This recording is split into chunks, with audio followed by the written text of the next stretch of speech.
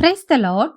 இன்றைக்கு daily dose of divine சேனல்ல ஏசாயா 21ஆம் அதிகாரம் வாசிக்க போகிறோம். இந்த அதிகாரம் 3 முக்கிய தேசங்களான பாபிலோன், ஏதோம் அதாவது தூமா மற்றும் அரேபியாவுக்கு வரப்போகும் அழிவை பற்றிய தீர்க்க தரிசனங்களை விவரிக்கிறது.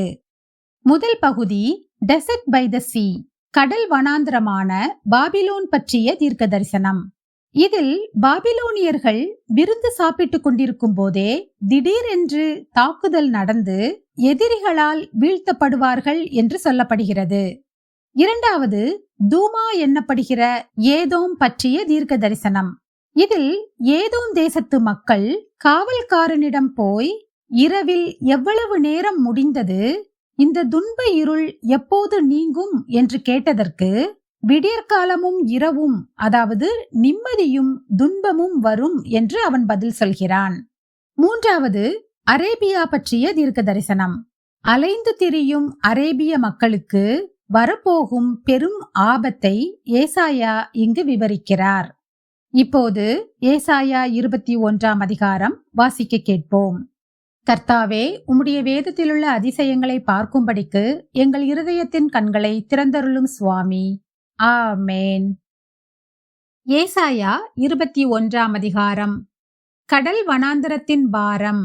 சுழல் காற்று தென் திசையிலிருந்து எழும்பி கடந்து வருகிறது போல பயங்கரமான தேசமாகிய வனாந்தரத்திலிருந்து அது வருகிறது. கொடிய தரிசனம் எனக்கு தெரிவிக்கப்பட்டது. துரோகி துரோகம் பண்ணி பாழாக்கிறவன் பாழாக்கிக் கொண்டே இருக்கிறான். ஏலாமே எழும்பு, மேதியாவே முற்றுகை போடு, அதனாலே உண்டான தவிப்பை எல்லாம் ஒழிய பண்ணினேன். ஆகையால் என் இடுப்பு மகா வேதனையால் நிறைந்திருக்கிறது. பிள்ளை பெறுகிறவளின் வேதனைகளுக்கு ஒத்த வேதனைகள் என்னை பிடித்தது. கேட்டதினால் உழைவு கொண்டு கண்டதினால் கலங்கினேன். என் இருதயம் திகைத்தது. திகில் என்னை திடுக்கிட பண்ணிற்று. எனக்கு இன்பம் தந்த இரவு பயங்கரமாயிற்று. பந்தியை ஆயத்தப்படுத்துங்கள், ஜாமக்காரரை வையுங்கள், புசியுங்கள், குடியுங்கள். பிரபுக்களே, எழுந்து பரிசைகளுக்கு எண்ணெய் பூசுங்கள்.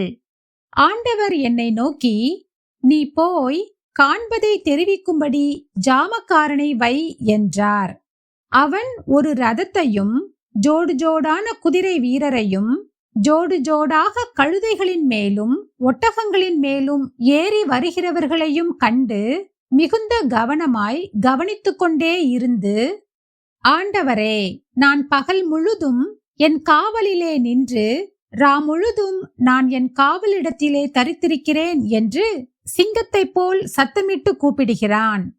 இதோ, ஒரு ஜோடு குதிரை பூண்ட ரதத்தின் மேல் ஏறியிருக்கிற ஒரு மனுஷன் வருகிறான்.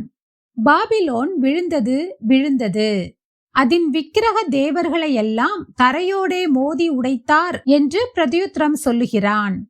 என் போரடிப்பின் தானியமே, என் களத்தின் கோதுமையே, இஸ்ரவேலின் தேவனாகிய சேனைகளின் கர்த்தரால் நான் கேள்விப்பட்டதை உங்களுக்கு அறிவித்தேன். தூமாவின் பாரம். சேயீரிலிருந்து என்னை நோக்கி, ஜாமக்காரனே, இரவு எவ்வளவு சென்றது என்று கூப்பிட்டு கேட்க, அதற்கு ஜாமக்காரன், விடியற்காலம் வருகிறது, ராக்காலமும் வருகிறது, நீங்கள் கேட்க மனதானால் திரும்பி வந்து கேளுங்கள் என்று சொல்லுகிறான். அரபியாவின் பாரம். திதானியராகிய பயண கூட்டங்களே, நீங்கள் அரபியாவின் காடுகளில் ராத்தங்குவீர்கள். தேமா தேசத்தின் குடிகளே, நீங்கள் தாகமாயிருக்கிறவர்களுக்கு தண்ணீர் கொண்டு போய் தப்பி ஓடுகிறவர்களுக்கு அப்பம் கொடுக்க எதிர்கொண்டு போங்கள். அவர்கள் பட்டயங்களுக்கும் உருவின கட்கத்துக்கும் நாணேற்றின வில்லுக்கும் யுத்தத்தின் கொடுமைக்கும் தப்பி ஓடுகிறார்கள். ஆண்டவர் என்னை நோக்கி, ஒரு கூலிக்காரனுடைய வருஷங்களுக்கொத்த ஒரே வருஷத்திலே கேதாருடைய மகிமையெல்லாம் அற்றுப்போம். கேதார் புத்திரராகிய பராக்கிரம வில் வீரரின் தொகையில் மீதியானவர்கள் கொஞ்ச பேராயிருப்பார்கள் என்றார். இஸ்ரவேலின் தேவனாகிய கர்த்தர் இதை உரைத்தார். உலகத்தில் நான் நம்பும் பாதுகாப்பு எவ்வளவு நிலையானது! நாம் ஜெபிப்போம். அன்பின் பிதாவே, இந்த அருமையான காலை வேளையை தந்ததற்காக உமக்கு நன்றி ஏசப்பா. இன்றைக்கும் நாங்கள் வாசிக்க கேட்டபடி எங்கள் வாழ்க்கையில் உம்முடைய வல்லமையையும் உம்முடைய ஆசீர்வாதத்தையும் மாத்திரம் நம்பி நாங்கள் வாழ எங்களுக்கு உதவி செய்யும். மீதியான நேரம் ஒவ்வொன்றையும் நீங்க பொறுப்படுத்திக் கொள்ளுங்க, வழிநடத்துங்க, ஆசீர்வதிங்க. இயேசுவின் மூலம் ஜெபிக்கிறோம் பிதாவே. ஆமேன், ஆமேன். நாம் அடுத்த நாள் வேத வாசிப்பில் சந்திப்போம். God bless you.